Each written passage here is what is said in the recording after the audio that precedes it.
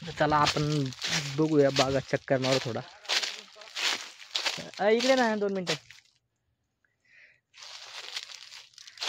इकडे वाटत ऍक्टर वाजलेले दुपारचे 2. नाही हो, मला ना वाटते भीती.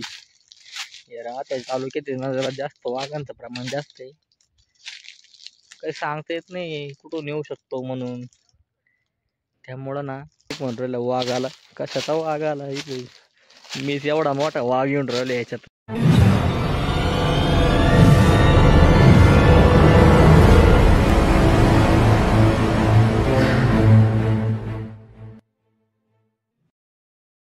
तर नमस्कार मित्रांनो, मी अनिकेत साळुंके. स्वागत आहे आपल्या नवीन ब्लॉगमध्ये.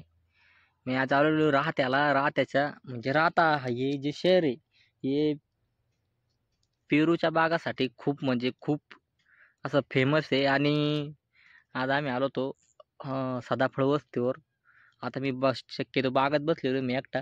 म्हणजे आम्ही जवळजवळ 3-4 सोबत आहे आणि मी एकटा बागात आलेलो आहे. पेरूचा आणि चक्कूचा बाग एकत्र आहे.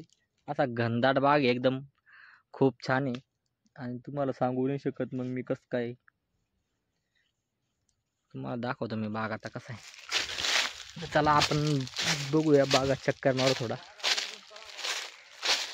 तिकडे कार्तिक म्हणून राहिला वाघ आला. कशाचा वाघ आला इथे? मीच एवढा मोठा वाघ येऊन राहिलो याच्यातून. बघ कसा. इकडे ना 2 मिनिटं. इकडे यार ये ना जोडीदार. मला असं याच्यामधले बघ वाटत ऍक्टर. तुम्हाला दाखवतो मी बॅक साईड कस काय. अरे बापरे, नेमकी अशा बागात आला का माझा आवाजच बसून जातो डायरेक्ट. दाखवतो 1 मिनिट. वाजलेले दुपारचे 2.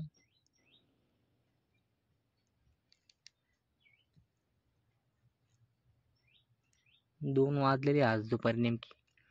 आणि मी त्या कोपऱ्याला गेलो होतो तिकडून फिरते बघा. असा पूर्ण बाग आहे हा. एकदम थंड सावली. इतकी सावली ना म्हणजे उन्हाचं काही हेच नाही. शॉर्टच नाही काही ऊन मध्ये. मन थोडं थोडं आहे पण मग एकदम गार आणि मस्त आहे. पाणी भरलं वाटतं आज त्याच्यामुळे गार आहे तिथं. तिकडं पुढे विहीर आहे एक त्या कोपऱ्याला. मी जास्त आत जात नाही हो, मला ना वाटते भीती. आता तालुक्यात ना जरा जास्त वाघांचं प्रमाण जास्त आहे. काही सांगता येत नाही कुठून येऊ शकतो म्हणून. त्यामुळं ना आपण आपला ब्लॉग थांबवून घेऊ आणि एक मस्त बाहेर ब्लॉग बनवू. चला बाय.